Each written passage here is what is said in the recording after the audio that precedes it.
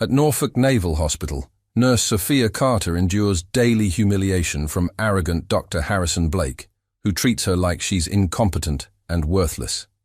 When a critical SEAL lieutenant arrives unconscious after a disastrous Yemen mission, triggering violent PTSD episodes that injure 3 doctors and 4 security guards, no one can get close to him without being attacked, until Sophia whispers a call sign that shouldn't exist, and the most lethal operator in the room instantly freezes, recognizing the voice of someone he believed died 3 years ago. What the doctors don't know is that the shy nurse in blue scrubs has saved this man before, on a mountain in Afghanistan, and that she is the legend they all called Phoenix, the operator who died so he could live. If stories about hidden heroes, impossible sacrifices, and the moment when legends return from the grave give you chills, smash that like button and subscribe, because what happens next will blow your mind. Drop a comment predicting how Sophia will handle the chaos when her secret starts unraveling. The fluorescent lights of Norfolk Naval Medical Center's emergency department hummed with the steady rhythm of controlled chaos. Sophia Carter stood at the medication station, her dirty blonde hair pulled into a messy ponytail with loose strands framing her face. The medium blue scrubs hung deliberately oversized on her small 5'4" frame, hiding the compact athletic build that years of training had carved into her body. Her gray-blue eyes remained fixed downward on the supply tray in her trembling hands. The thin scar above her left eyebrow barely visible beneath fallen strands of hair. "Carter!" Dr. Harrison Blake's voice cut through the ER like a scalpel. "Are you actually going to stand there daydreaming, or are you planning to do your job sometime today?" Sophia flinched, her shoulders instinctively hunching forward. "Yes, doctor. Sorry." "Doctor." Blake was 38, tall at 6'1", with the kind of polished appearance that came from expensive haircuts and a personal trainer. His white coat was immaculate, his name embroidered in elegant script across the chest. He turned to the nurse practitioner beside him, Linda Martinez, with an exaggerated sigh. "This is what happens when they hire based on quotas instead of competence," Blake said, loud enough for everyone to hear. "We get nurses who can barely manage basic vitals." Martinez laughed, the sound sharp and practiced. She'd learned quickly that aligning with Dr. Blake meant better shifts and fewer impossible assignments. Maybe she should transfer to pediatrics, less responsibility. The small shrapnel scars scattered across the backs of Sophia's hands caught the light briefly as she gripped the tray harder. No one noticed. No one ever looked closely at Sophia Carter.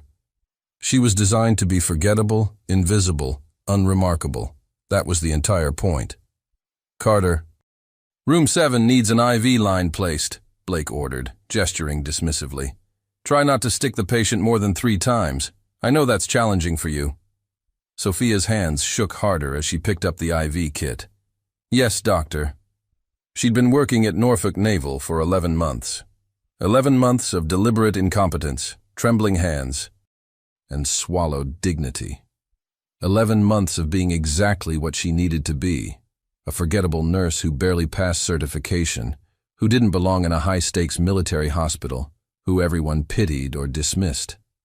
As she entered room 7, the sailor waiting there gave her a sympathetic look. "Rough morning?" "Every morning," Sophia whispered, her voice barely audible. She inserted the IV with hands that appeared to shake violently but found the vein on the first try. Muscle memory didn't fade, even when everything else was a carefully constructed lie. The sailor didn't notice the precision. No one ever did. The ER doors exploded inward with a blast of humid Virginia air and pure chaos. "Clear the way!" 4 Navy corpsmen burst through the entrance, sprinting with a gurney.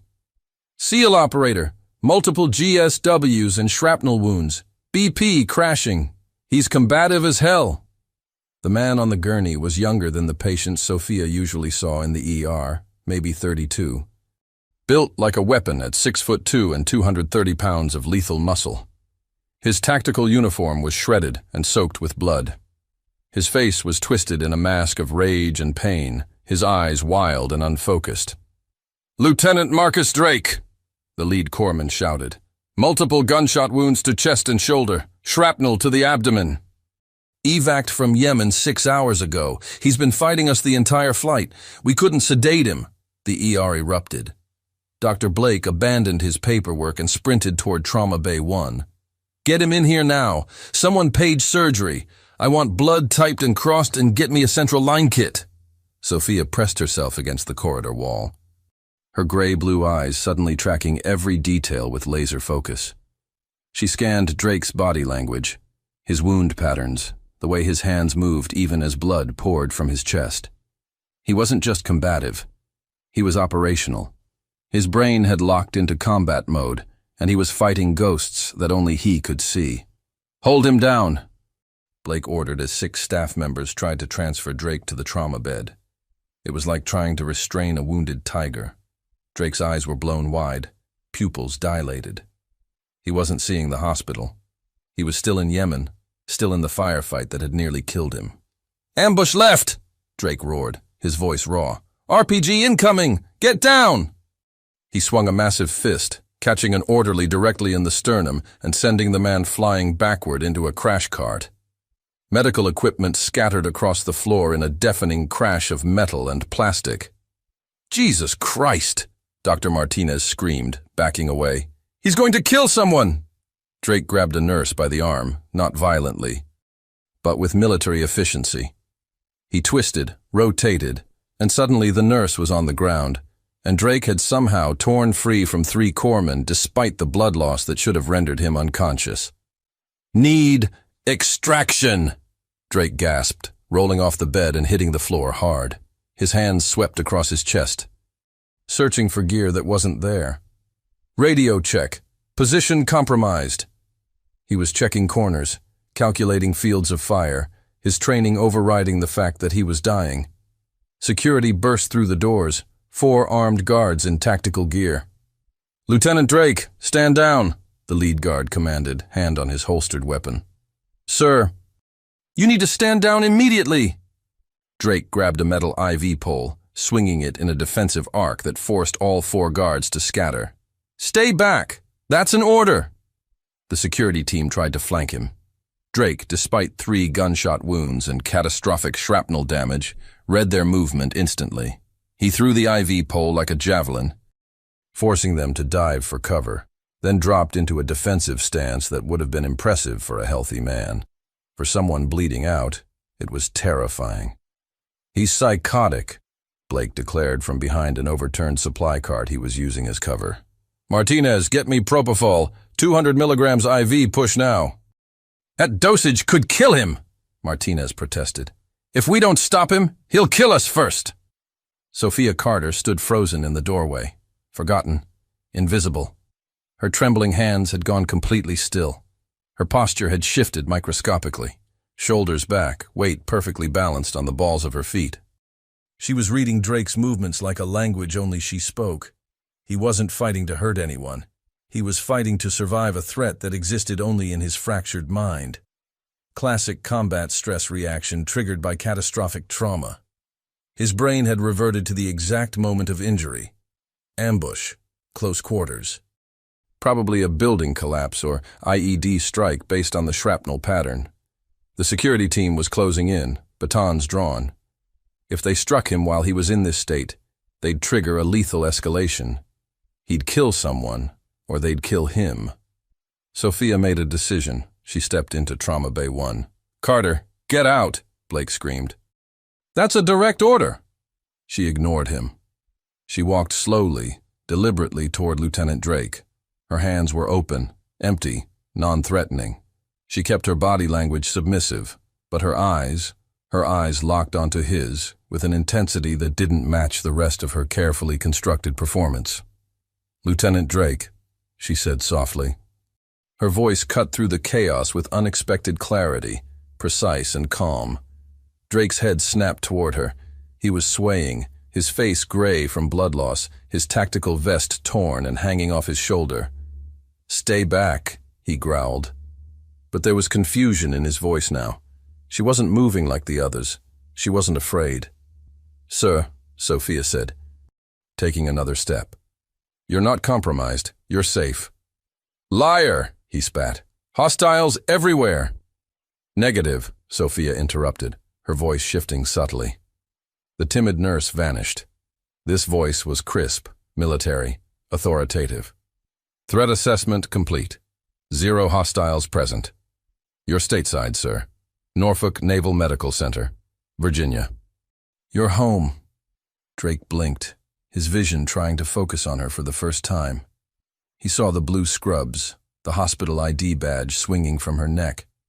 But he also saw something else. The way she stood, the way she moved, the absolute absence of fear in her eyes.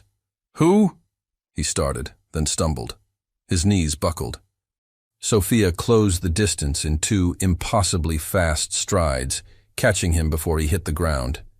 She was stronger than she looked, controlling his descent with practiced efficiency, guiding 230 pounds of muscle and gear to the floor without letting his head strike the tile. Easy, Lieutenant, she said. Her voice soft again, but carrying steel underneath. I've got you. But you need to let us work. You're bleeding out. Can't trust. He mumbled, consciousness fading. And then Sophia leaned close to his ear and whispered 4 words that no one else in the room could hear. Reaper, this is Phoenix. Drake's entire body went rigid. Every muscle locked. He stared at her face, truly seeing her for the first time, his expression shifting from confusion to shock to something approaching disbelief. Phoenix, he breathed, his voice barely audible. You're dead. Helmand Province. 2022, they said. Reports of my death were greatly exaggerated, Sophia whispered, a ghost of a smile touching her lips. Now stand down, Reaper. That's a direct order. Drake's body went limp in her arms, not unconscious, surrendered. The fight drained out of him all at once, replaced by trust older and deeper than the wounds trying to kill him. Phoenix, he whispered again, his hand reaching up to touch her face as if to confirm she was real. His fingers trembled as they traced the thin scar above her left eyebrow. The legend. You're real. Lie down, Lieutenant, Sophia said gently, as Corman rushed forward with a new gurney. Let us save your life. You've got a briefing to give me later. Yes, ma'am, Drake said. And then his eyes rolled back, and unconsciousness took him. The entire ER had gone silent. Dr. Blake stood frozen, his mouth hanging open. Dr. Martinez looked like she'd witnessed a ghost. The security team had lowered their weapons, staring at the small nurse who had just accomplished what 8 trained personnel couldn't do. Sophia turned to face them, and for just a heartbeat, less than a second, they saw something in her eyes that made every person in that room take an involuntary step backward. It wasn't anger, it wasn't threat. It was competence so absolute, so total, that it redefined the hierarchy in the room without a single word spoken. Then she blinked, and the trembling, timid nurse was back. Someone should probably start an IV, she stammered, her hands shaking again as she reached for supplies. He's lost a lot of blood. Dr. Blake found his voice. How did you... I don't know, Sophia interrupted quickly, not meeting his eyes. I talked to him. He calmed down. Can we save him, please? She was already working, her trembling hands somehow placing an 18-gauge IV line on the first stick, drawing blood for type and cross, assessing the wounds with a speed that seemed at odds with her apparent nervousness. Dr. Blake watched her, suspicion flickering across his face. But the lieutenant was dying, and questions could wait. Everyone, positions, he barked. Martinez, get a second IV line in the other arm. I want a chest tube kit prepped. Carter, hang the blood when it arrives. Yes, doctor, Sophia whispered, her head down again. But as she worked, as she slipped back into her carefully constructed disguise, one of the security guards, a former Marine Force recon operator named James Chen, stood in the doorway and watched her with narrowed eyes. He had heard what she said. Not the call signs. He'd been too far away for that. But he'd heard her voice change. He'd seen her move. He'd watched a 5'4" nurse control a 6'2" SEAL like she'd done it 1,000 times before. Chen pulled out his phone and took a discreet photo of her hospital ID badge. Something wasn't right about Nurse Sophia Carter, and he was going to find out exactly what. Lieutenant Marcus Drake survived the surgery, barely. Doctor. Blake had worked for 3 hours repairing a perforated lung, extracting shrapnel from his liver, and patching 2 arterial bleeds that should have killed him in Yemen. It was surgical skill combined with impossible luck. Or maybe not luck. Maybe someone had been protecting him long before he reached the operating table. Sophia Carter stood in the corner of the OR during the entire procedure, handing instruments when asked, keeping her eyes down, saying nothing. But twice, when Drake's blood pressure crashed and Dr. Blake hesitated in critical decision points, Sophia had quietly adjusted medication drips without being asked. Dr. Martinez noticed. She said nothing, but she noticed. Drake was moved to the ICU surgical wing, level 4, a secure floor reserved for special operations personnel. 2 armed Marines stood outside his door. A third sat inside the room, watching the monitors with the intensity of someone trained to spot threats. Sophia was assigned as his primary nurse for the night shift. Doctor. Blake had made the assignment personally, though his reasons were unclear. Maybe he wanted to see if she'd crack under pressure. Maybe he was testing her. Or maybe he just didn't want to waste a competent nurse on what he assumed would be simple post-op monitoring. Keep him sedated, Blake ordered, reviewing the chart at the nurse's station. No visitors except command staff with proper clearance. If he wakes up combative again, page me immediately. Do not engage him alone. Yes, doctor, Sophia whispered, taking the chart with trembling hands. Blake studied her with narrowed eyes. Carter, what you did in the ER today? I just talked to him, she interrupted quickly. I didn't do anything special. You used his rank. You called him lieutenant. How did you know? Sophia's face flushed. The corpsman. They said it when they brought him in. I remembered. It was a lie. The corpsman had said it, but Sophia had known exactly who Lieutenant Marcus Drake was the moment she saw his face. She'd known him for 3 years, though he had no memory of ever meeting her. Not as Sophia Carter, anyway. Blake didn't look convinced, but he let it go. Just watch him. And Carter, don't touch anything you're not qualified to touch. Yes, doctor. As Blake walked away, Dr. Martinez lingered at the station. She pulled up Sophia's personnel file on the computer, reading through it with careful attention. Sophia Carter, age 32. Graduated from a mid-tier nursing program in Arizona. Average grades, no military service, no prior hospital experience before Norfolk Naval. References checked out, but generic, former instructors who barely remembered her. It was a perfectly unremarkable file. Too unremarkable. Martinez closed the file and looked toward the ICU where Sophia had disappeared. Something was wrong. The way that nurse had moved in the trauma bay, the way she'd controlled the lieutenant, the way her hand suddenly stopped shaking when she placed that IV line. Dr. Martinez. A voice interrupted her thoughts. It was Chen, the security guard from earlier. Can I ask you something about Nurse Carter? Martinez's eyes sharpened. What about her? How long has she worked here? 11 months? Why? Chen shifted uncomfortably. I've been doing security here for 4 years. I've seen a lot of nurses handle combative patients. But what she did today? He shook his head. That wasn't nursing. That was tactical de-escalation, military grade. You think she has a service record? I think someone with her skill set doesn't just end up as a mediocre nurse, Chen said carefully. I ran her name through the VA database. Nothing. Social Security checks out. Credit history is clean, but it's all recent. Nothing before 2021. Martinez felt a chill run down her spine. Are you saying she's using a false identity? I'm saying someone should ask her the right questions, Chen replied. Because Lieutenant Drake recognized her. I saw his face. He knew her. Inside the ICU room, Sophia stood beside Drake's bed, checking his vitals. The Marine guard sat in the corner, watching her with the trained intensity of someone who spotted threats for a living. Drake's face was gray, his breathing assisted by supplemental oxygen. IV lines ran into both arms. A chest tube drained blood-tinged fluid into a collection chamber. The ventilator rhythmically forced air into his damaged lungs. Sophia's trembling hands moved across the equipment, checking connections, adjusting drip rates. But her eyes were scanning his wounds with precision that had nothing to do with basic nursing. Entry wounds. Center mass, tight grouping, professional shooter. The shrapnel pattern suggested an explosive device, close range, probably claymore or directional charge. Drake should be dead. Someone had gotten very lucky, or very unlucky, depending on what secrets he carried. "Nurse!" The Marine's voice was sharp.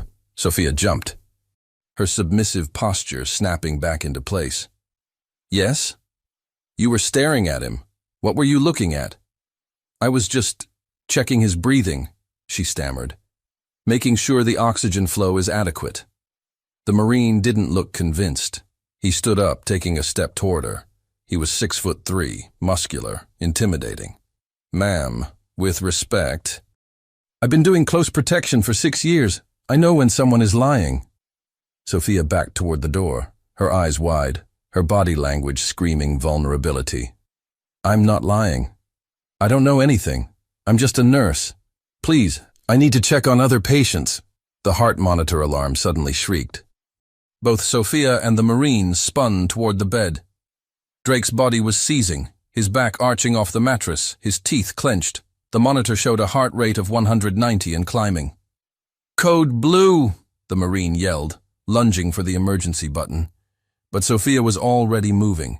She didn't run for help. She didn't freeze in panic. She crossed the room in 3 strides, her trembling gone, her movement suddenly fluid and precise. She grabbed Drake's jaw, forcing his head to the side to prevent aspiration. Her other hand slammed down on the code button. "Vitach!" she snapped, reading the monitor. "He's coding! Get the crash cart!" The Marine stared at her. The terrified, stuttering nurse from 10 seconds ago had vanished. This woman had command presence. "Now!" Sophia roared, and the Marine ran. The code team burst through the door 30 seconds later, Dr. Martinez leading, 2 nurses, and a respiratory therapist behind her. They found Sophia performing chest compressions with textbook precision, her small frame generating enough force to make Drake's entire body compress with each thrust. "How long?" Martinez demanded, taking position at the head of the bed. 50 seconds, Sophia said, not stopping compressions. "VTAX deteriorated to V-fib, no pulse. I've been compressing at 110 per minute, depth approximately 2 inches. Martinez blinked. That was exact protocol. Perfect rate, perfect depth, perfect terminology. This wasn't a mediocre nurse. This was someone with advanced cardiac life support training. "Charge to 200, Martinez ordered. "Everyone clear." Sophia stepped back. The shock delivered. Drake's body convulsed. The monitor showed continued V-fib. "Resume compressions," Martinez said. "Charge to 300. Push 1 milligram epi." Sophia started compressions again, but as she worked, Martinez noticed something that made her blood run cold. Between compression cycles, Sophia's fingers were palpating Drake's chest, feeling along the ribs, checking something. "Carter, what are you doing?" Martinez asked sharply. "Rib fracture," Sophia said, her voice steady and clinical. "Left side, ribs 6 and 7. I feel crepitus. If we keep compressing at this angle, we'll drive the fracture into his lung. We need to adjust hand position 2 centimeters medial." Martinez stared at her. "A mediocre nurse wouldn't know to check for rib fractures during CPR. A mediocre nurse wouldn't know the term crepitus. A mediocre nurse wouldn't have the presence of mind to adjust compressions to prevent pneumothorax." "How do you..." Martinez started. "Shock him," Sophia interrupted, stepping back. "Now!" Martinez delivered the second shock. This time the monitor showed a rhythm. Slow, irregular, but a rhythm. "Sinus bradycardia," Sophia announced. "Rate 42. Push atropine 0.5 milligrams. "I didn't ask for your..." Martinez began, but stopped, because Sophia was right. That was exactly the correct intervention. Martinez administered the atropine. Drake's heart rate climbed to 65, stable. His chest rose and fell with ventilator breaths. The room exhaled collectively. He's stable, Martinez said, checking the monitor. Pulse is steady. BP is 100/65. He's back. Sophia stepped away from the bed, and as she did, the transformation reversed. Her shoulders hunched. Her hands started trembling. Her eyes dropped to the floor. "I'm sorry," she whispered. "I shouldn't have. I just reacted." Martinez grabbed her arm. "Carter, look at me." Sophia didn't look up. "Look at me." Sophia raised her eyes slowly. They were wide, frightened, the perfect image of a terrified nurse who had just been involved in her first code. But Martinez had seen the truth. For 90 seconds, this woman had run that code with the precision of an ICU specialist. "Who are you?" Martinez asked quietly. "I'm just a nurse," Sophia whispered. "No," Martinez said firmly. "You're not." Before Sophia could respond, a weak voice came from the bed. "Phoenix." Everyone turned. Drake's eyes were half open, unfocused, but he was staring directly at Sophia. "Phoenix," he repeated, his voice barely audible through the oxygen mask. "Helmand Province. You saved 12 operators. Thought you were dead."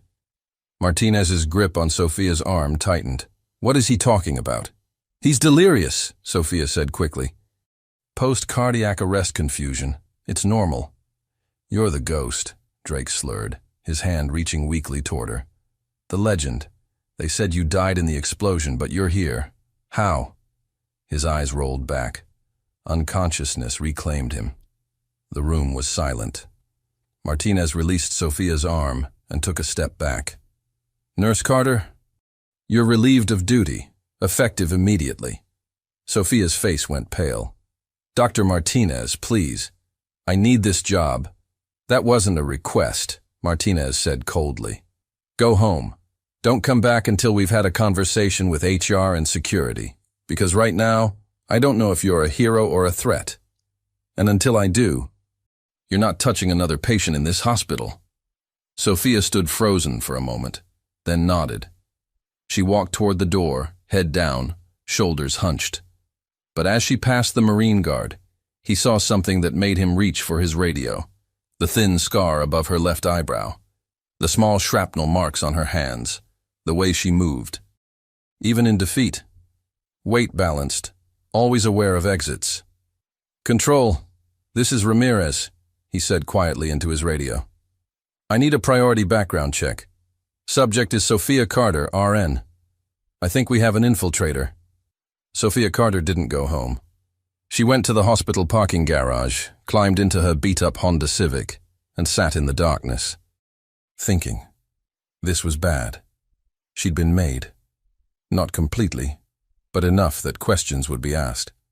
Questions she couldn't answer without burning her cover entirely. She pulled out a burner phone from under the driver's seat and dialed a number she'd memorized but hoped never to call. It rang once. "Phoenix." The voice on the other end was crisp. "Military, female.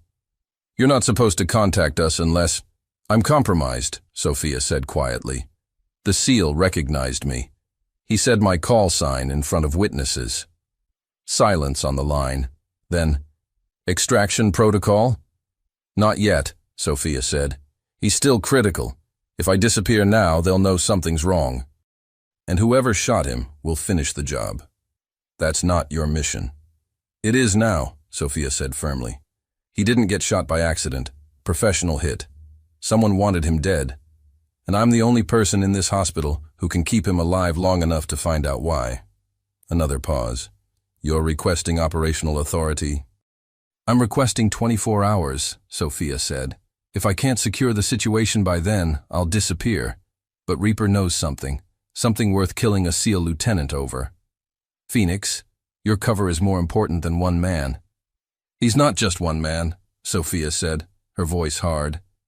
"He's DevGru. If someone is hunting SEALs at the operator level, we need to know who and why." The voice on the other end sighed. 24 hours. Then we burn your identity and relocate you. Understood. The line went dead. Sophia sat in the darkness, staring at the concrete wall. 24 hours. Her burner phone buzzed. A text from an unknown number. Security footage from ER being reviewed. You have watchers. Sophia cursed under her breath.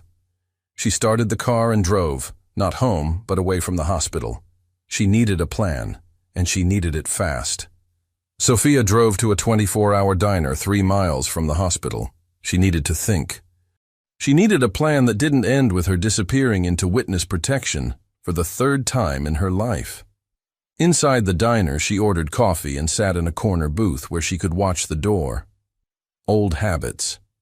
She pulled out a small notebook and started writing. Not in English, but in tactical shorthand she'd developed during her years with DevGru. Threat assessment. Drake shot by professional. Tight grouping plus shrapnel. Coordinated ambush. Left alive intentionally. Wanted intel first. Hospital security potentially compromised. Cover status. Martinez suspicious. Chen actively investigating. ER footage exists. Drake knows real identity. Will talk when conscious. Options. 1. Disappear now. Safest for cover. Leaves Drake vulnerable. 2. Stay and protect. Risks exposure. Protects asset. 3. Eliminate threat before extraction. Requires identifying shooter. Sophia circled option 3. She needed to know who shot Drake. And she had a feeling he knew exactly who it was. The diner door opened. Sophia's hand instinctively moved toward her waistband before she remembered she wasn't armed. She looked up. It was Chen, the security guard from the hospital. He slid into the booth across from her without invitation, his eyes hard and assessing. "How did you find me?" Sophia asked, her voice small and frightened. The timid nurse was back. "I followed you from the hospital," Chen said bluntly. "You're not very good at counter-surveillance for someone who's supposedly just a nurse." Sophia's heart raced. "I don't know what—" "Cut the act," Chen interrupted. "I was Marine Force Recon, 2nd Battalion. I've worked with JSOC operators. I know how they move, I know how they talk, and I know you're not a mediocre nurse who barely passed her certification." Sophia said nothing. She evaluated him carefully. 6'2", approximately 220 pounds, athletic build visible under his security uniform.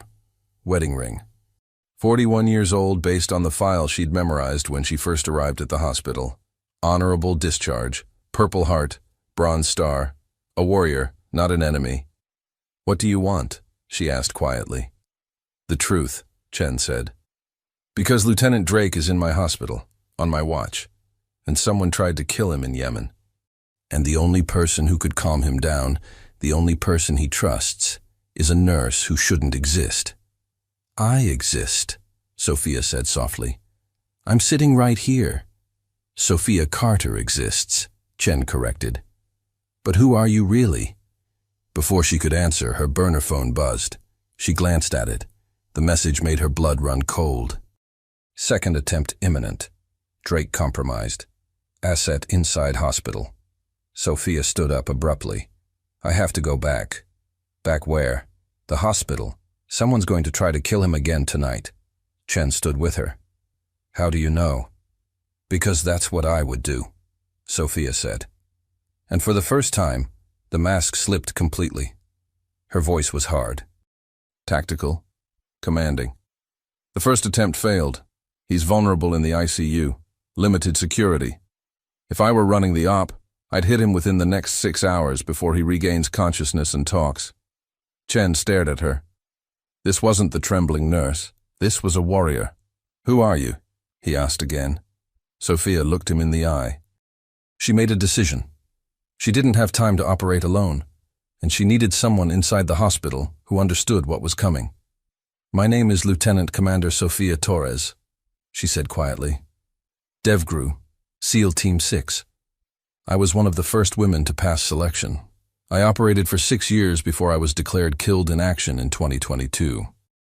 I've been undercover ever since, and right now, Lieutenant Drake is the only person who knows where 8 missing SEALs are being held. If he dies, they die.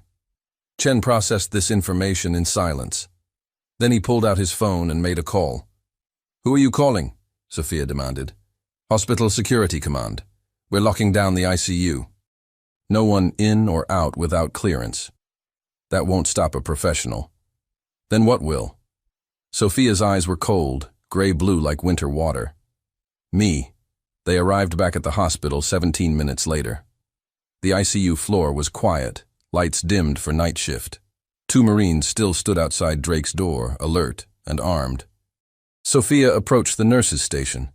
The night shift supervisor, an older woman named Patricia, looked up in surprise. "Carter, you were sent home." "I know," Sophia said, her voice trembling again. The mask was back. "But I forgot my jacket. Can I just grab it from the break room?" Patricia frowned but nodded. "Make it quick."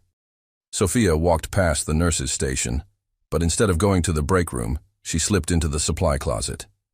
Chen followed, keeping watch. Inside the closet, Sophia's hands moved with blinding speed.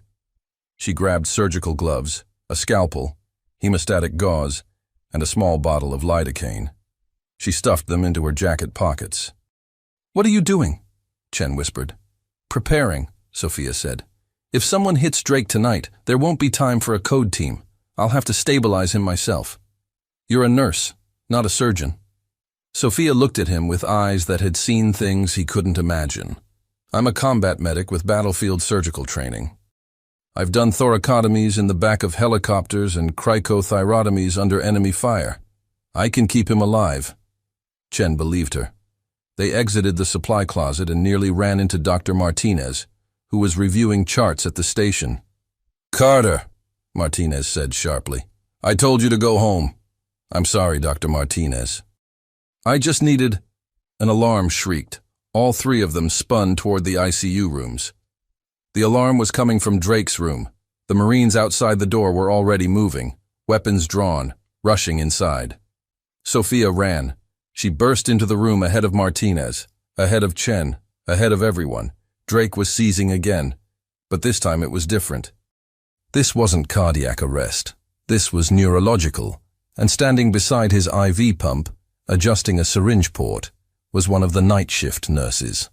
A man Sophia had seen before but never spoken to. His name tag read, Morrison. Morrison looked up as Sophia entered. His eyes widened in recognition and calculation. Then he ran. He bolted for the door, shoving past the Marines with surprising strength. 1 Marine grabbed him, but Morrison twisted, striking the Marine's throat with a precise blow that dropped him instantly. "Stop him!" Sophia screamed. But Morrison was already in the hallway, sprinting toward the emergency stairs. Chen tackled him 10 feet from the stairwell door. They went down hard. Morrison fighting with the trained efficiency of someone with serious combat experience. He drove an elbow into Chen's ribs, rolled free, and reached for something in his pocket. Sophia was on him before he could draw it. She hit him with a flying knee strike that would have made her instructors proud, driving her knee into his solar plexus with enough force to lift him off the ground. Morrison collapsed, gasping. Sophia pinned him face down, wrenching his arm behind his back with a joint lock that made him scream. "Don't move," she said quietly, her voice absolutely calm. "Or I'll dislocate your shoulder, then your elbow. Then I'll start on the other arm." Chen stared at her. The Marines stared at her. Dr. Martinez, arriving in the hallway, stared at her. The trembling, incompetent nurse had just taken down a trained assassin in 4 seconds. Morrison spat blood on the floor. "You're dead, Phoenix," he hissed. "You and everyone you care about. Nightshade knows you're alive now. They'll come for—" Sophia increased pressure on the joint lock. Morrison screamed and went silent. "Get him to security," Sophia ordered the Marines, her voice carrying command authority that made them obey without question. "And check his pockets. He was reaching for something, probably a weapon or a cyanide capsule." The Marines hauled Morrison to his feet and dragged him away. Sophia turned and ran back to Drake's room. She checked the IV pump. Someone had injected something into the line. She traced it back, potassium chloride, enough to cause hyperkalemia and cardiac arrest within minutes.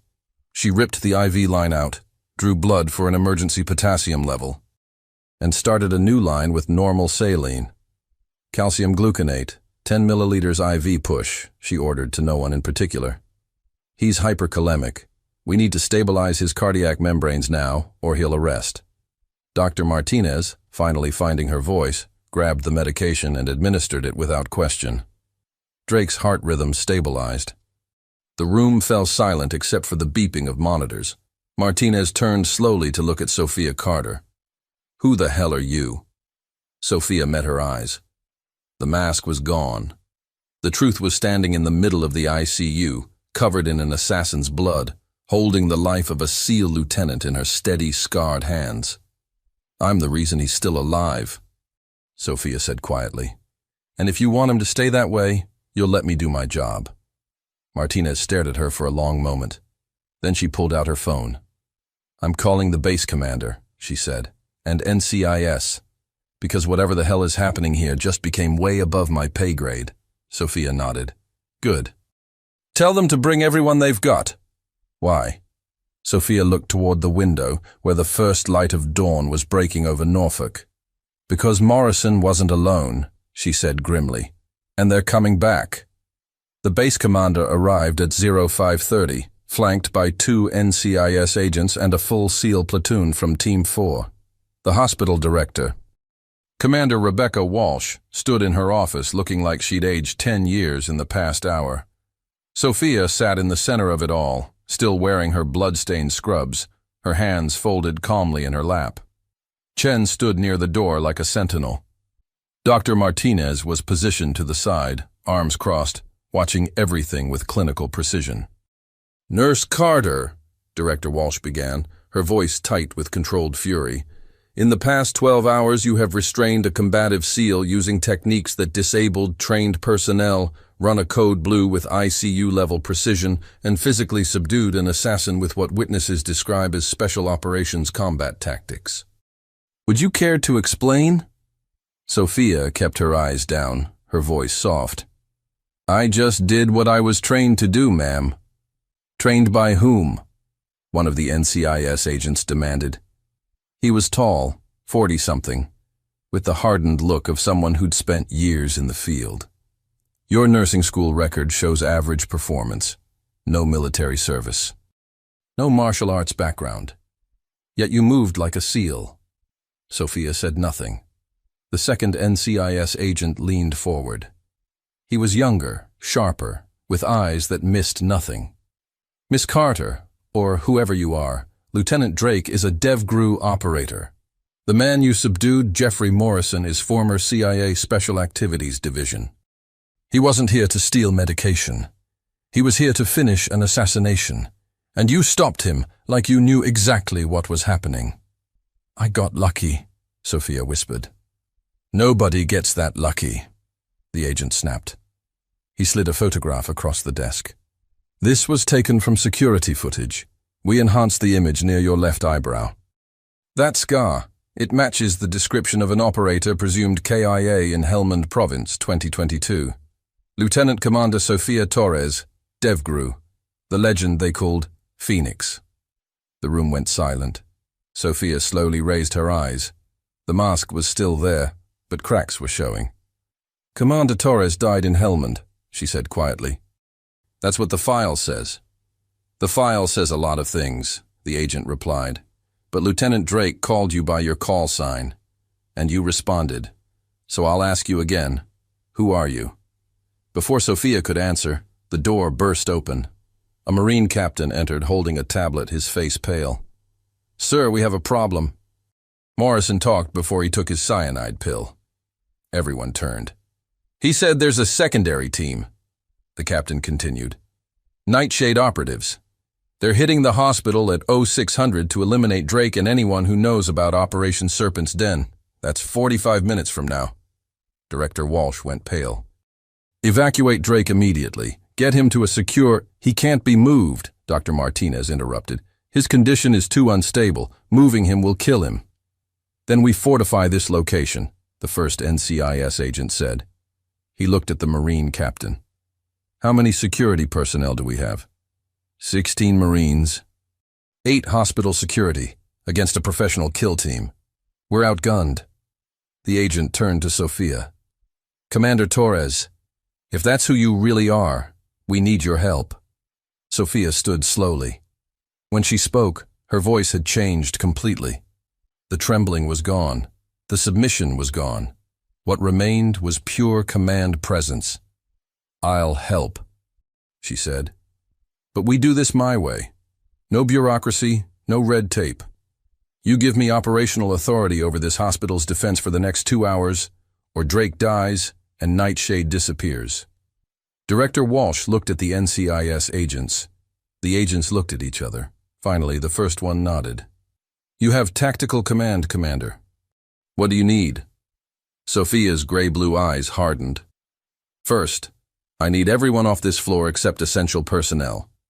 Second, I need Chen and every combat-trained veteran in this hospital armed and positioned at choke points. Third, I need Drake moved to an interior room with no windows and only one entry point. She turned to Martinez. And I need you to trust me, because what's about to happen is going to be ugly, and I need a surgeon standing by. Martinez stared at her for a long moment, then nodded. I'll prep an OR. Good. Sophia looked at the Marine captain. They're going to hit the south entrance. It's the weakest point. I want overlapping fields of fire. But nobody engages until I give the order. We let them penetrate. Then we collapse on them. That's a kill box, the captain said with dawning realization. That's a trap, Sophia corrected. They're expecting resistance. We're going to give them a target, and then we're going to eliminate them. The NCIS agents exchanged glances. Commander, we need at least one alive for interrogation. I'll see what I can do, Sophia said coldly. But if it's between prisoners and protecting Drake, I'm choosing Drake. She walked toward the door, then paused. And get me body armor and a weapon. I'm not fighting in scrubs with a scalpel this time. 40 minutes later, Sophia Carter no longer existed. Lieutenant Commander Sophia Torres stood in the ICU hallway wearing a borrowed tactical vest over her scrubs, a Sig Sauer P320 holstered at her hip, and an M4 carbine slung across her chest. Her dirty blonde hair was pulled back in a tight military bun, not a single strand loose. The scar above her left eyebrow was visible now, a badge she no longer tried to hide. Chen stood beside her, similarly armed. Behind them, 12 Marines had positioned themselves in a defensive perimeter around Drake's new room, a windowless storage area converted into a makeshift ICU. They'll come in fast, Sophia said, checking her rifle. 4 to 6 operators, suppressed weapons. They'll use flashbangs to disorient, then execute the target and anyone nearby. Standard Black Ops protocol. How do you know? Chen asked. Because I've run this exact op, Sophia said quietly. 14 times. I know how they think. Her radio crackled. Commander, this is Perimeter Watch. We have movement. 3 vehicles. Blacked-out SUVs approaching from the south. Copy, Sophia replied. Hold positions. Nobody fires until they're inside the kill box. She turned to Chen. When this starts, it's going to be fast and loud. Stay behind cover. Aim center mass. Don't hesitate. These aren't soldiers. They're mercenaries. They'll kill you without thinking twice. Understood. Sophia moved to a position where she could see both the main corridor and Drake's room. Her heart was steady. Her hands were steady. This was what she was made for. The lights went out. Emergency lighting kicked in, bathing everything in red. Somewhere below, an explosion rocked the building. South entrance breached. Contact! The radio squawked. Multiple hostiles! Main corridor! Moving fast! Gunfire erupted, suppressed rifles and the heavier crack of Marine M4s. Sophia waited. She heard boots on tile. Professional movement. 3 operators appeared at the end of the hallway. Weapons up, scanning for targets. They saw the Marines first. Muzzle flashes lit up the corridor. 1 Marine went down, then another. Sophia stepped out from cover. She fired 3 rounds in rapid succession. The first operator dropped. The second took cover. The third turned toward her. Sophia put 2 rounds through his plate carrier at the exact angle where the armor plates didn't over. He fell. Flank left. They moved like they'd trained together for years. Chen covered right, Sophia moved left, and they caught the remaining operator. It was over in 30 seconds. 4 bodies. No prisoners. Clear, Sophia called, sweeping the corridor with her rifle. But her instincts screamed wrong. This was too easy. Nightshade wouldn't send just one team. Chen, check the... The ceiling exploded above Drake's room. 2 operators rappelled down through the hole, bypassing all their defenses, landing directly in front of the door where Drake lay helpless. Sophia ran. She covered 30 feet in 4 seconds. But it wasn't fast enough. The operators breached the door. Flashbang detonated inside. She heard Martinez scream. Sophia hit the doorway in a diving roll, came up firing. The first operator turned toward her. She shot him twice in the face. The second had his rifle aimed at Drake's bed. Sophia couldn't shoot. Martinez was behind him. So she didn't shoot. She threw her rifle like a spear, hitting him in the shoulder, then closed the distance before he could recover. She drove her knee into his gut, grabbed his weapon arm, twisted, and broke his elbow with a sickening crack. He screamed and tried to draw a sidearm. Sophia kicked it away, swept his legs, and put him on the ground. She had her Sig Sauer pressed against his temple before he could breathe. "Don't move," she said calmly. The operator stared up at her, recognition dawning in his eyes. "Phoenix," he gasped. "You're supposed to be dead." "I got better," Sophia said. "Now tell me who sent you, or I'll put a round through your skull and ask your partner." "He's dead." "Then you're my only source." The operator smiled, blood on his teeth. "Nightshade doesn't leave witnesses. You know that." "Then I guess you're about to become a ghost," Sophia said, and pulled the trigger. The shot echoed in the small room. Martinez screamed. Chen appeared in the doorway, weapon raised. But Sophia hadn't killed him. The round had gone into the concrete beside his head. "Last chance," she said quietly. "Talk, or the next one goes through your eye." The operator broke. Drake found something. "Operation Serpent's Den, black site locations. 8 SEALs being held for interrogation. Nightshade is cleaning house before it goes public." "Where's the data?" "I don't know. He hid it before we hit him in Yemen. That's why we needed him alive initially." Sophia pressed the barrel harder against his head. "Who's running Nightshade?" The operator's eyes widened in terror. Not of her, of something worse. "If I tell you, they'll kill my family. If you don't tell me, I'll kill you right now." He broke. He whispered a name. Sophia's blood ran cold. The name the operator whispered changed everything. "Captain Richard Vance," he gasped. "Naval Special Warfare Development Group." "He's running Nightshade. He's the one who ordered the hit in Yemen. He's cleaning up Operation Serpent's Den before Congress finds out." Sophia's jaw clenched. Vance was DevGru command staff, a legend in the SEAL community. 30 years of service. 3 Bronze Stars, a Silver Star. He'd trained half the operators currently in the teams. And he was a traitor. "How high does this go?" Sophia demanded. "I don't know," the operator wheezed. "Vance reports to someone higher, Joint Chiefs level, maybe CIA, but I never met them. Vance handled all operational orders." Sophia zip-tied his hands behind his back and hauled him to his feet. "Chen, get him to NCIS, maximum security. No communication with anyone." Chen nodded and dragged the wounded operator away. Sophia turned to Dr. Martinez, who was pressed against the wall, shaking. "You okay?" Martinez nodded shakily. I've never seen anything like that." "Welcome to my world," Sophia said grimly. She checked Drake's vitals, still stable, somehow sleeping through the chaos with heavy sedatives. "Stay with him. Don't let anyone in this room except me, Chen, or the NCIS agents. Anyone else, you shoot first and ask questions later." "I'm a doctor. I don't—" Sophia pulled her backup weapon, a Glock 19, from an ankle holster and handed it to Martinez. "You do now. Safety's here. Point and pull. 15 rounds. Use them all if you have to." Martinez took the weapon with trembling hands. Sophia walked into the hallway where the NCIS agents were surveying the carnage. 7 dead Nightshade operatives, 2 wounded Marines. The hospital looked like a war zone. "Commander Torres," the first agent said, his voice tight.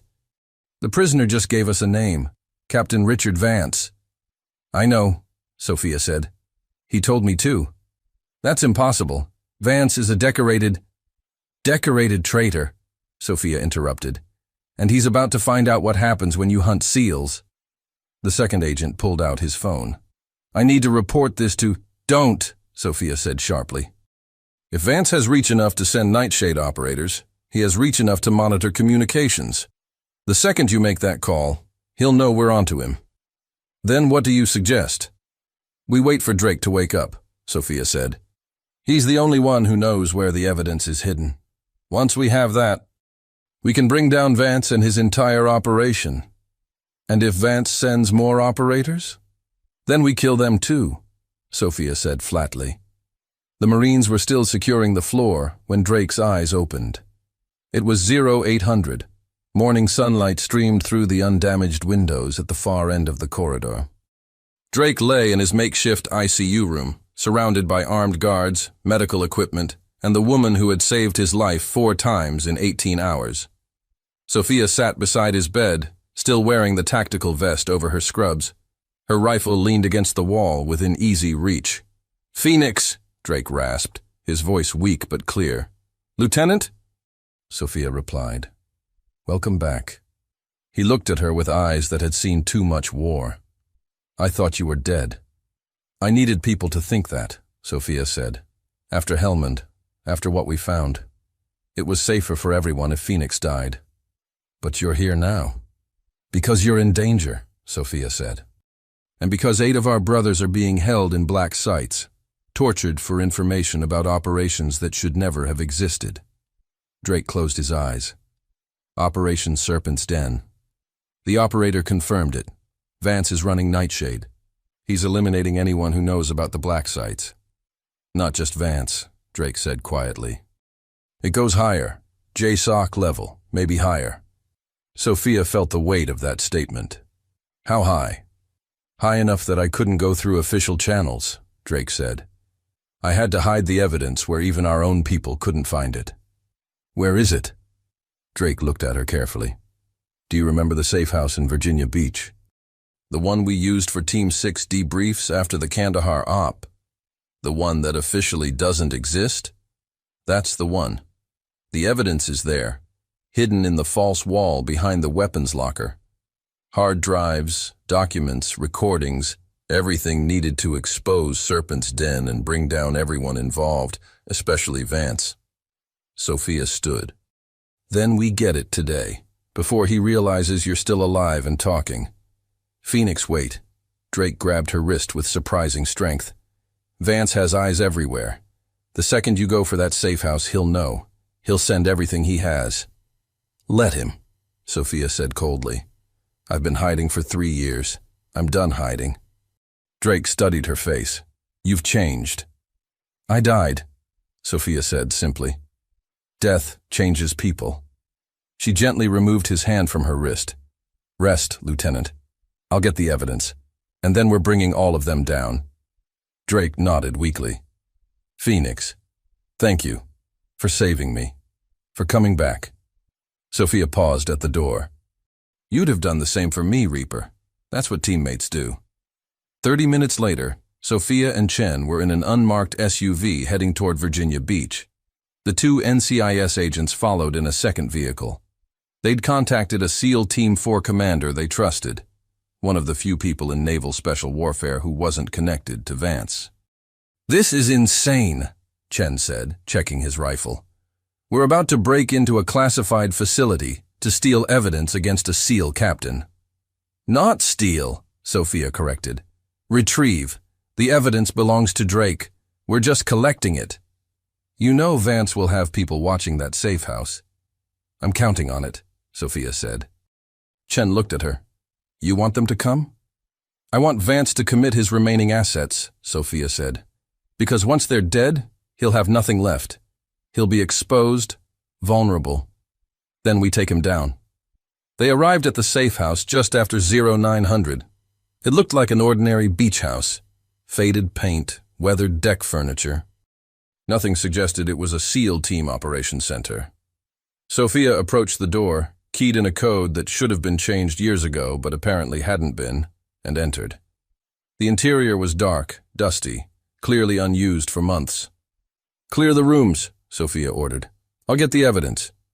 She moved to the back bedroom, pushed aside a false panel, and found the weapons locker just as Drake described. False wall. Hidden compartment. She pulled out 3 hard drives, a folder of documents, and a small digital recorder. "Got it," she called to Chen. That's when the windows exploded. Flashbangs detonated in every room simultaneously. The world turned white. Sound hit, like a physical blow. Sophia dropped behind a desk, her training overriding her senses. She couldn't see, couldn't hear, but she could move. She drew her sidearm and fired 3 rounds through the nearest window. Not aimed, just suppression fire. Her vision cleared enough to see 4 operators breaching through the front door. Chen was down, clutching his ears, disoriented. The NCIS agents were pinned outside by sniper fire. Sophia was alone, 4 against 1. She smiled. These weren't just any operators. She recognized their gear, their movement. Former DevGru. They knew exactly how good she was, but they didn't know she'd gotten better. The first operator came through fast. Sophia kicked the desk toward him, using it as a moving barrier, then vaulted over it and drove her knife into the gap between his helmet and vest. He dropped. The second operator fired. Rounds tore through the desk. Sophia rolled left, came up behind cover and threw the knife. It caught him in the throat. 2 down. The remaining 2 spread out. Professional, cautious. They knew she was lethal. "Phoenix," one of them called out. "Vance says if you surrender now, he'll let you live." "Tell Vance I'm coming for him next," Sophia shouted back. "Right after I kill both of you." They came at her from 2 angles. She grabbed the digital recorder, small, heavy metal, and threw it at the operator on the left. It hit his night vision goggles, shattering them. He stumbled back, blind. The operator on the right fired. Round stitched across the wall where Sophia had been a second ago. She'd already moved, circling behind him with inhuman speed.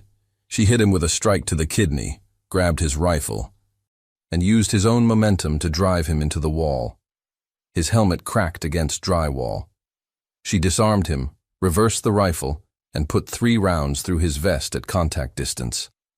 The last operator, his night vision destroyed, fired wildly. Sophia dropped flat, rolled, and came up inside his range. She grabbed his rifle barrel, redirected it upward, and delivered a palm strike to his chin that snapped his head back. He went down hard. 4 bodies, 90 seconds. Sophia stood in the ruins of the safe house, breathing hard, blood on her hands, not hers, and the evidence still clutched in her grip. Chen groaned, sitting up. "What the hell just happened?" "I happened," Sophia said quietly. She helped him to his feet. The NCIS agents were entering cautiously, staring at the carnage. "Commander," the first agent said, his voice shaken. "That was necessary," Sophia interrupted, "and we need to move now. Vance knows we have the evidence. He'll either go to ground or run. Then we arrest him immediately." "No," Sophia said. "We expose him publicly, so he can't disappear into the bureaucracy." She held up the digital recorder. "Drake said there are recordings. If we can get this to the media, to Congress, to everyone, Vance is finished." The second agent nodded. "I have contacts at the Washington Post." "If the evidence is as damning as you say," "It's worse than damning," Sophia said. "It's the end of everyone involved in Operation Serpent's Den." She looked at the bodies on the floor. Former brothers, men who had chosen money and power over honor. "Let's finish this." Captain Richard Vance was arrested at 1400 hours in his office at Naval Special Warfare Command, Dam Neck. The arrest was carried out by NCIS agents, with the Washington Post already running the headline, "Black Site Scandal. Senior SEAL officer implicated in illegal detention of U.S. military personnel." The evidence from the safe house was devastating. Recordings of Vance ordering Drake's assassination. Documents showing the locations of 8 SEALs being held without trial. Financial records proving Nightshade was funded through black budget operations, siphoned from counter-terrorism accounts. By 1600 hours, the story had gone viral. By 1800 hours, 2 Pentagon officials had resigned. By 2000 hours, Sofia Torres stood in Drake's hospital room, watching the news coverage on the small TV mounted to the wall. "It's over," Drake said from his bed. He was still weak, still recovering, but alive. "Not over," Sofia corrected. "Just beginning. Those 8 SEALs need to be extracted, the black sites need to be dismantled, and everyone involved needs to face justice." "Agreed," Drake said. He looked at her carefully. "Which is why I'm recommending you for reinstatement. Full rank, full honors. Lieutenant Commander Sofia Torres, back from the dead." Sofia shook her head. "I can't." "Why not?" "Because I've been dead for 3 years, Marcus. I've built a life in the shadows. People I care about think I'm gone. Coming back means answering questions I don't want to answer." "You saved my life," Drake said. "You exposed the biggest scandal in SEAL history. You deserve recognition." "I deserve peace," Sofia said quietly. She pulled off the tactical vest, revealing the blue scrubs underneath. "And maybe I found it, being a nurse, helping people without the violence. But you're not just a nurse," Drake pressed. "You're Phoenix. You're a warrior." "I'm both," Sofia said. "And maybe that's okay." Dr. Martinez appeared in the doorway holding a tablet. "Commander Torres, may I speak with you?" Sofia followed her into the hallway. "I reviewed your personnel file," Martinez said. "The real one. DevGru, 6 years of operations. Classified missions I don't have clearance to read about. You're a legend." "I'm a survivor," Sofia corrected. "You're also the best trauma response specialist I've ever seen," Martinez continued. "And this hospital needs people like you. People who understand what our patients have been through." Sofia looked at her, surprised. "I'm offering you a job," Martinez said. "Not as Sofia Carter, as yourself. Commander Torres, military liaison and trauma specialist. We have veterans coming through here every day with wounds we can't see. PTSD, survivor's guilt, moral injury. They need someone who understands. Someone who's been there. You want me to stay?" "I want you to stop hiding," Martinez replied. "You've earned the right to be yourself." Sofia thought about it. 3 years in the shadows. 3 years of pretending, of being less than she was. "I'll think about it," she finally said. The confrontation happened 2 days later. Sofia was at the nurse's station, filling out discharge paperwork for Drake, when Dr. Harrison Blake approached. He looked different, smaller somehow. The arrogance was gone, replaced by uncertainty. "Carter," he began, then stopped. Commander Torres." Sofia looked up. Her gray-blue eyes were calm, steady. "Dr. Blake." "I owe you an apology," Blake said quietly. He glanced around, making sure no one else was listening. "For the past 11 months, I've treated you like you were incompetent. Like you didn't belong here, and the whole time you were," he trailed off. "I was doing my job," Sofia said simply. "You were doing more than that," Blake said. "You saved Lieutenant Drake's life, multiple times. You stopped an assassination. You exposed a conspiracy that goes to the highest levels of naval special warfare. And I called you incompetent." Sofia stood, meeting his eyes. She was 5'4". He was 6'1". But somehow she seemed taller. "Dr. Blake," she said quietly, "you judged me based on what you thought you saw. You never looked deeper. You never asked questions. You assumed weakness meant incompetence. That's a mistake a lot of people make." Blake's face flushed. "I was wrong, completely wrong. Is there anything I can do to—" "Yes," Sofia interrupted. "Stop doing it to other people. The next nurse you think is struggling?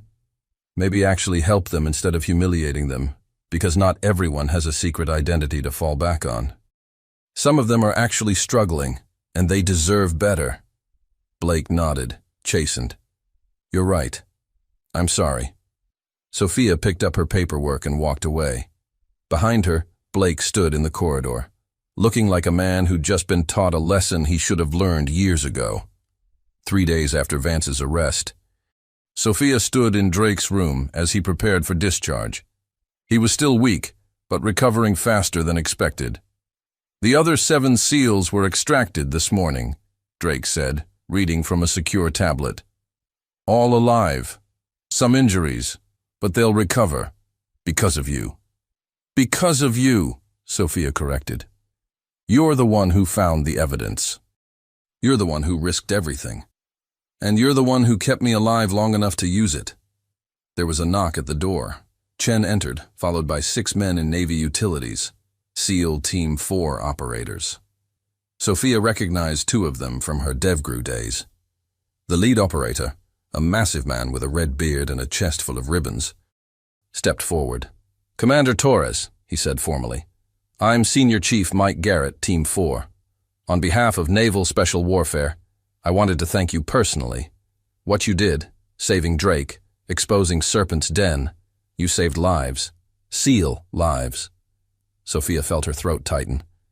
I just did what any operator would do. No, ma'am, Garrett said. You did what a warrior does. You stood alone against impossible odds and you won. That's not training. That's heart. He came to attention and saluted. All 6 SEALs saluted. Sophia, still in her blue scrubs, instinctively returned the salute. Hoo-yah, Phoenix, Garrett said. Hoo-yah, the others echoed. Sophia felt tears threatening for the first time in 3 years. She blinked them back. Thank you, she whispered. The SEALs filed out, leaving Sophia alone with Drake. So, Drake said, what now? You going back to the teams? Sophia shook her head. No, I'm staying here. Dr. Martinez offered me a position, military liaison, trauma specialist. Helping veterans who are fighting battles nobody can see. Drake smiled. That's good. That's really good, Phoenix. Sophia, she corrected gently. I think maybe it's time Phoenix stayed dead. Let Sophia Torres live instead. Sophia it is, Drake said. He extended his hand. Thank you for everything. Sophia shook it. Anytime, Reaper. That's what teammates do. 6 months later, Lieutenant Commander Sophia Torres stood in the training facility at Dam Neck, wearing Navy utilities with her rank insignia clearly visible. Her dirty blonde hair was pulled back in a regulation bun. The scar above her left eyebrow had become her signature, a reminder of battles fought and survived. In front of her sat 40 SEAL candidates, the first fully integrated class in the program's history. 28 men, 12 women, all of them looking at her with a mixture of awe and nervousness. Today, Sophia said, her voice carrying across the room, you're going to learn about trauma medicine in combat scenarios. How to save lives when everything is chaos, when you're under fire, when your teammate is bleeding out, when there's no medevac coming and you're all you've got. She walked among them, her gray-blue eyes scanning faces. I'm Lieutenant Commander Sophia Torres, call sign Phoenix. I was one of the first women to complete SEAL training. I operated with DevGru for 6 years. I've saved lives in combat zones from Afghanistan to Syria, and I've killed enemies of this country in over 30 missions. The room was absolutely silent. But the most important thing I ever did, Sophia continued, was learn when not to fight, when to be the healer instead of the warrior. Because at the end of the day, our job isn't to take lives, it's to protect them. She smiled, and it transformed her face from intimidating to almost kind. So let's get started. Pair up. Today we're learning how to perform a needle decompression in the field. And trust me, by the end of this course, your hands will be steady enough to do it in the dark under fire, with your best friend dying beside you. The candidates paired off, energized and focused, and Sophia Torres, Phoenix, walked among them, teaching the next generation how to survive the wars she'd barely escaped. She was home. The end. This story reminds us that heroes come in many forms. Sometimes they wear uniforms and medals. Sometimes they wear scrubs and move in shadows, but always they stand between the innocent and the darkness, refusing to yield. If this story moved you, hit that like button and subscribe for more tales of courage, sacrifice, and the unbreakable human spirit. What did you think of Phoenix's journey from hidden nurse to recognized hero? Let me know in the comments below. Thanks for watching, and I'll see you in the next story.